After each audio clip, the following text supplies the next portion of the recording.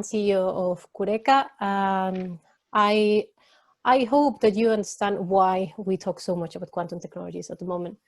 So I don't know if you're familiar with this graph. This is the hype cycle. This is done by Gartner. Every year you have this kind of hype cycle for any technology. You can find a particular one for artificial intelligence. You can find a general one. You have a lot of these kind of pictures.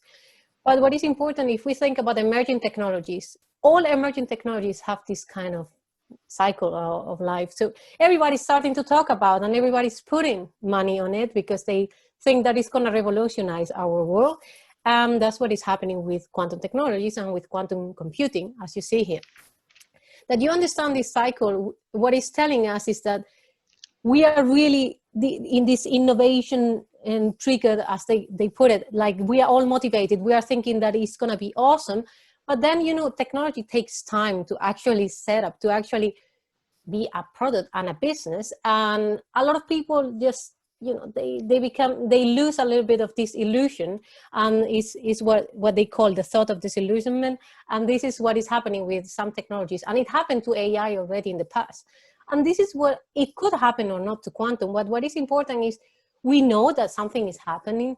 We don't know how long it's going to take, but what is important is that we still that we understand what is meaning for us, for the business, and that we don't lose hope, I would say. So if we think about quantum, I always say that this is like in the 50s of last century. You know, people starting to have these big computers, but they couldn't imagine that after 50 years you could have a computer in your pocket, as we have right now with our phones. And I think we are kind of like that. We know that it's going to revolutionize a lot of different sectors, but even so, we can identify a lot of problems, a lot of use cases. We still don't know. We cannot forecast how this is going to change everything. And that's why it's so exciting. And I hope that you feel the same with it. So you probably are here because you have seen a lot of things in the media. To put it radically, as I see it, not everything is true, but mostly of what you can hear, there is some kind of truth in it. Quantum is going to change things, and once we have a quantum computer, we can break the kind of security that we have right now in our, you will see a little bit more about that later. But it's true that things are going to change, but there are other technologies that are going to help us with that. And we need to understand that it's not only quantum computer, there are other technologies. We are talking about all the world and all countries putting money on this, and this is why it's really interesting. There is a lot of private funding, there's a lot of public funding, and we are building a new workforce. And this is key. It's like we're trying to do these kind of events to raise the awareness to everyone, because it's not only theoretical physicists that they should know how this is going to impact in our lives. So how I see the ecosystem, and you can say, well, this is in any ecosystem for any emerging technology. You have the people doing the research, the people in academia, and this will be, you create businesses, you create startups, and then you have the end users in the industry who are going to use the technology. Then you have the government, the funding agencies, they are putting the money onto the research that is going to be then the technology done for the business. And then you have the general public who are reading things in the media or are coming to these kind of events. So what is different about quantum technologies if you compare with other kind of technology like, I don't know, 5G, autonomous vehicles? Well, it's quantum. And you probably know that quantum has this kind of, it has this weirdness that, but at the same time, I think everybody likes to hear anything that with the name quantum in front of it. And this is what is happening right now. There are a lot of things are becoming to be quantum, what they are actually not. So we need to understand what it means. But what is actually quantum physics? Why is this so weird? Or people think that it's weird. So a little bit about the quantum phenomena. You might know more than me about this. I'm just gonna give you a little bit kind of the general view for the lay audience of how I see this quantum phenomenon. So probably you have heard of this Schrödinger cat, and this is the principle of superposition. Okay, this cat, the story is that you think that there is a cat in a box, and there is a radioactive substance that has a 50-50 chance of decaying. And if it decays, there will be a bottle of poison, this will break, and the cat will be dead. So since there's a 50-50 probability that this happens, until you don't open the box, you don't know whether the cat is alive or dead. In terms of actually, from a physical point of view, it means that the things, until you don't actually measure or until you don't do something on it, it can be anywhere somehow, or as it's called, in a superposition of states. And this is very useful for quantum computing, and I'm not gonna go into details for that, but if you want to know more, just ask me another time. And you probably heard of entanglement.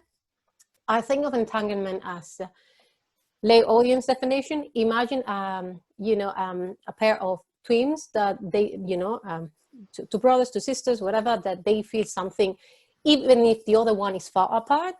So imagine that at the quantum level, particles are entangled when they are in a way correlated, that even if you separate them to the other side of the universe, whatever you do to one, you know what is going to happen to the other one.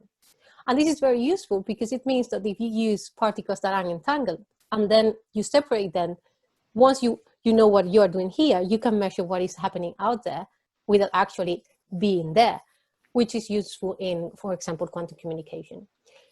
You probably know that particles at the quantum level also behave as waves. And if you haven't heard of quantum tunneling, think about a mountain and you want to cross the mountain. So normally what you do is you go to the top and then you go down. In the case of, in the quantum physics, what we think of is that actually you can just cross across the mountain. In this case, it's a barrier of energy. So I hope that this gives you an understanding of why it's so weird. Well, actually, because it's actually cool. And this is why quantum is now everywhere in the media. But what is important is that not all is so weird. We are using quantum technology every day and almost everywhere.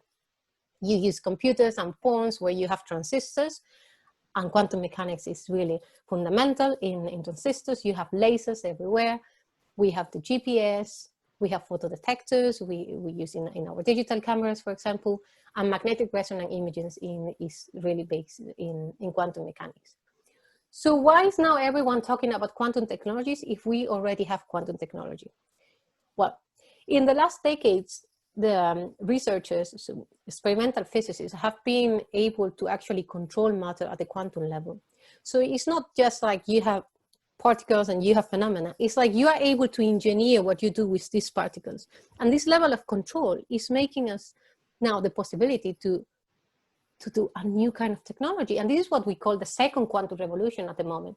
So what happened in fundamental science in the last decades is now translating into a new technology. And you probably know that, that there are different kinds of technologies. Again, it's not just quantum computing. And it's true, the future is going to be quantum. The present is also quantum, but it's really true that this is going to affect the future and our society in ways that we still don't know. And as I mentioned, we have quantum communication, we have quantum simulation and imaging, and quantum sensors. I'm not going to give any particular example of all of them, but I'm just going to give you a use cases on quantum sensing. When we talk about sensors, it's that you are measuring something. So when we are talking about quantum sensors is devices that can measure something better.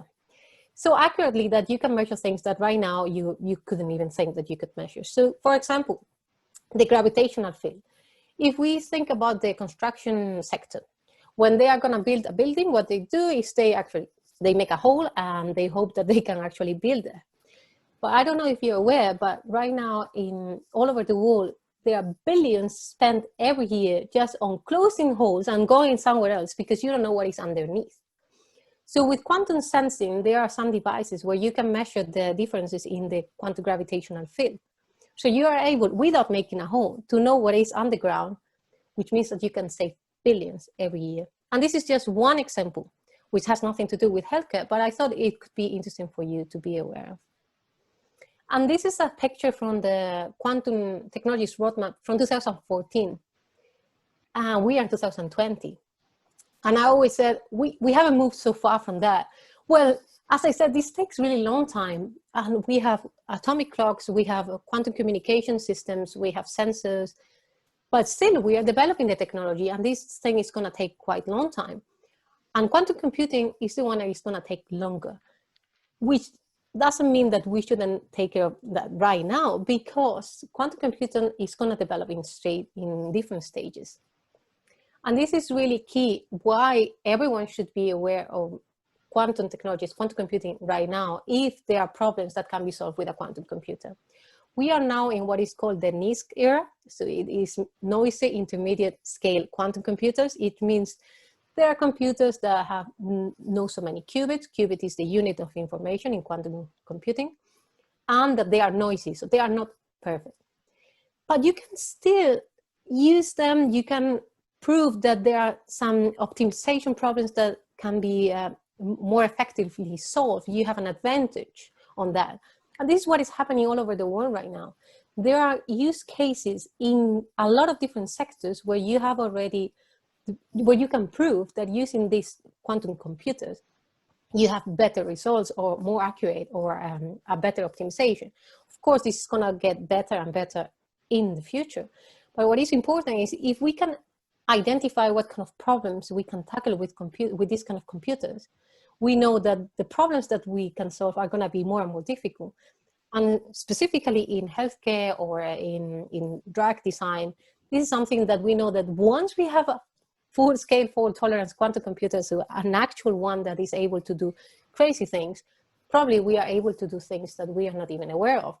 But if we start thinking about how this is going to revolutionize the sector already in advance, we are going to be prepared. And this is why it's key to be aware right now. As I mentioned before, in quantum communication, the key is to understand that all our security right now is based on keys that is a multiplication of two numbers. So this kind of problem, the prime factorization of numbers, these kind of problems, once we have a quantum computer, can be solved. Not right now.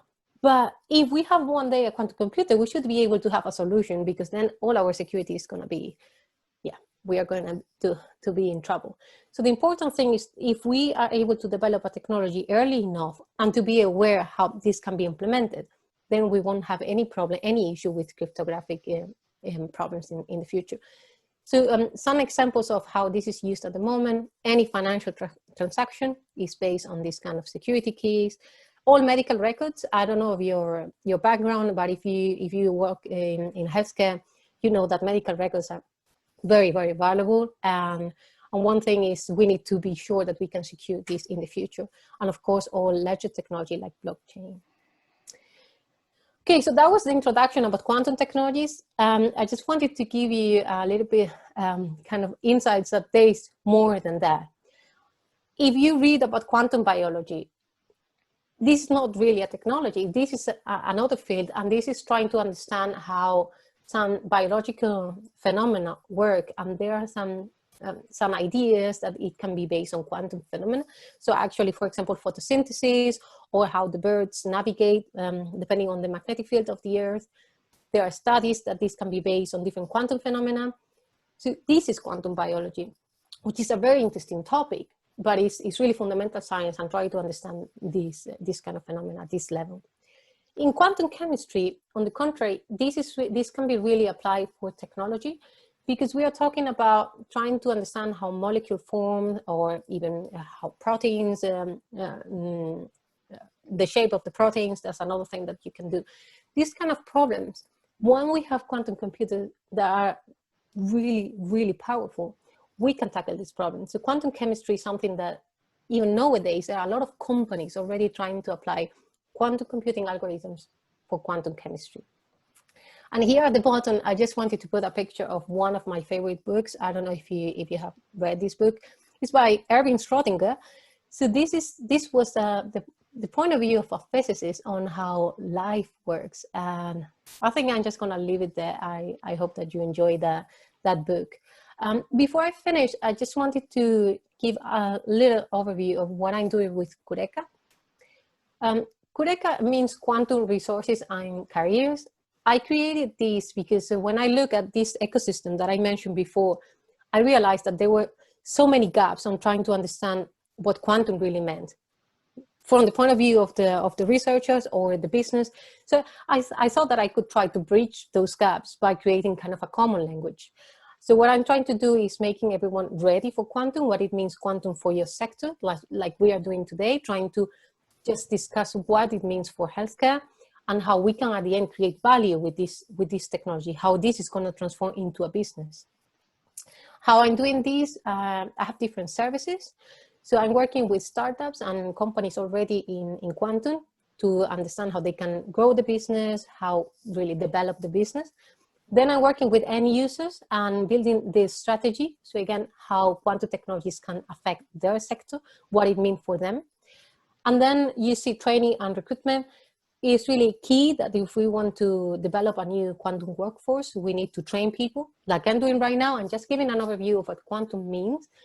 But I want to really create this kind of training specifically for sectors and to provide the skills that we need in order to create this workforce. And of course, this comes together with recruitment for new candidates in the quantum workforce. And I think that's me. Here you have all kind of contact details for me. If you have any question, I will be really happy to help you. Thank you. Thank you, Araceli.